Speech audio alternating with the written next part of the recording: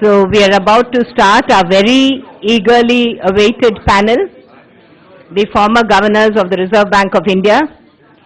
On behalf of Dr. Rangarajan, I express his regrets. He very much wanted to join this panel, but he had a very bad throat. He was down with fever. And although he thought he would be better by today, unfortunately he could not come. We have here Dr. Bimal Jalan, Dr. Y.V. Reddy, and Dr. Subba Rao, three of the RBI governors who have been in charge of the affairs of the central bank since 2002. No, 1997, of course. How can I remember? How can I forget? Yes, absolutely. Absolutely. And so you do have this kind of an institutional memory available here.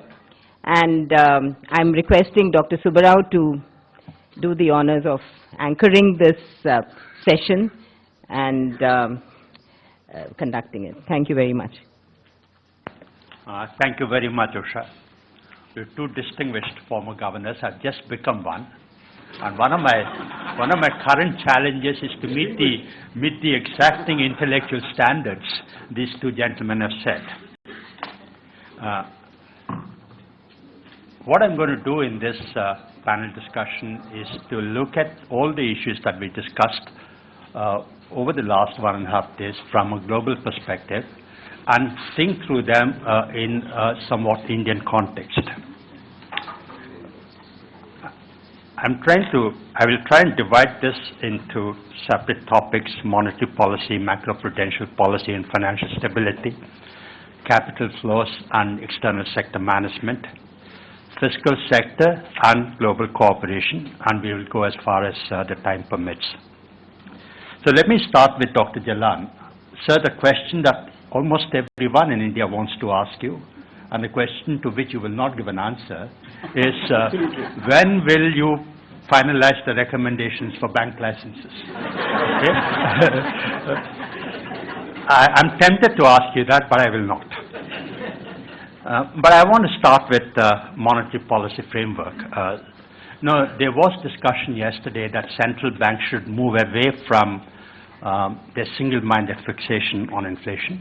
Joe Stiglitz went as far as saying that there is no evidence that low and steady inflation has in fact supported growth.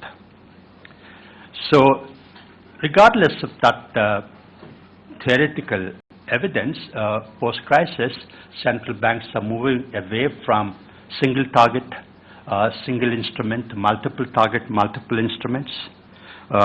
They are accepting broader mandates. They've moved away from rigid inflation targeting to flexible inflation targeting. But that's something that we've always had in India. The Reserve Bank has, in fact, taken pride in the fact that it has a flexible mandate that takes care of price stability, growth, and financial stability. And that's gone under the banner of multiple indicator approach, which is enshrined in the Reserve Bank under Dr. Jalan's name. In the 5 years that I've been there, people told me that this multiple indicator approach that the Reserve Bank has followed has served the economy very well. And whenever I questioned, they said, don't touch it. It's doing a very good job for the economy. It's been done by Dr. Jalan. But now there is the Urjit Patel Committee in session. They are looking at reviewing the monetary policy framework, and the expectation, I have no insider view, but the expectation is that the Urjit Patel Committee is going to define or is going to ask for a more defined objective function for the Reserve Bank.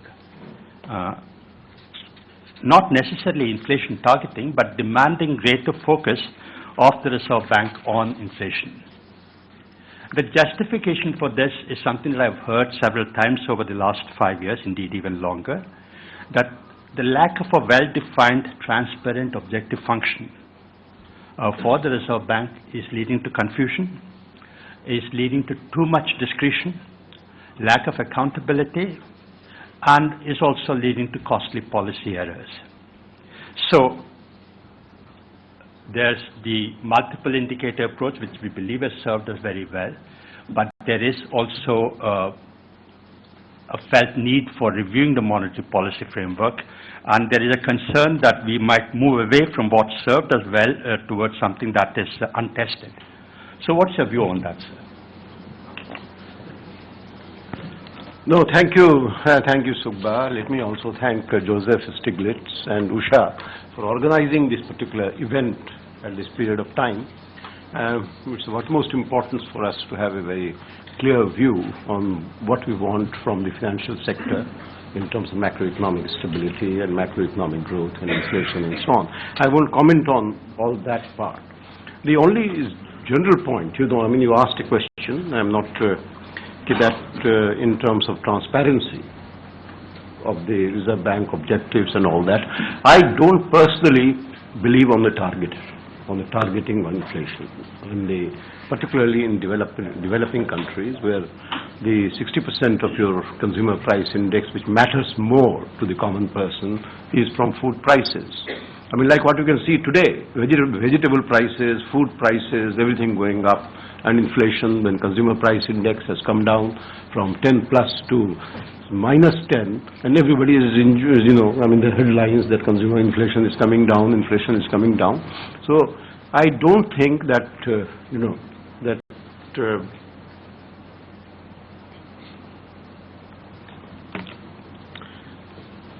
is any, to my mind, in any question of either targeting or, we talked about multiple indicator approach.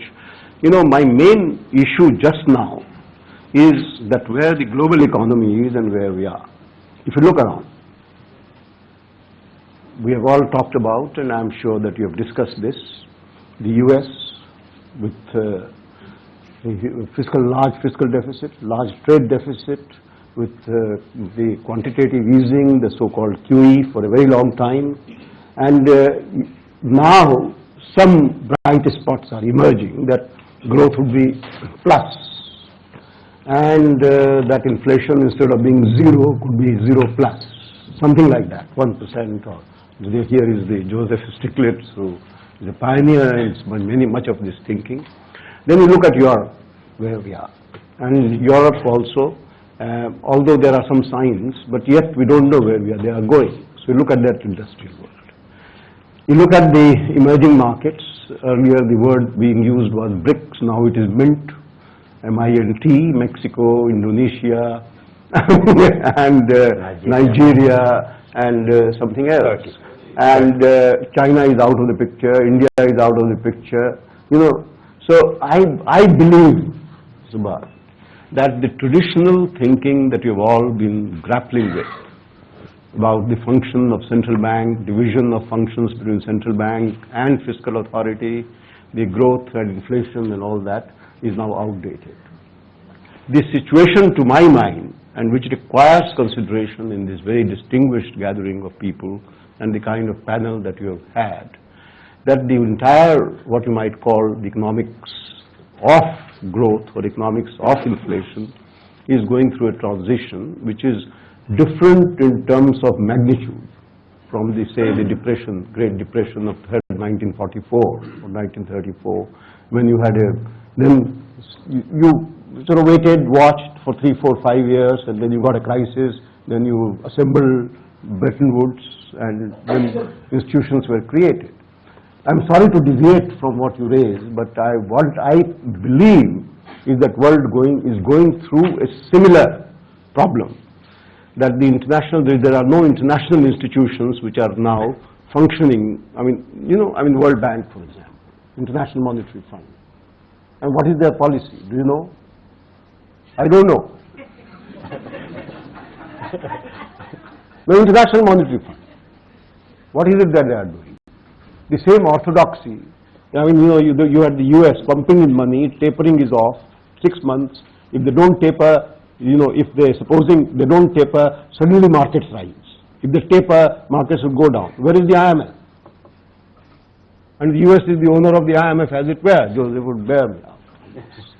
You know, I mean, that is, they have the majority, veto and everything else, but where is it? Where is the World Bank? We used to have IDA in this. So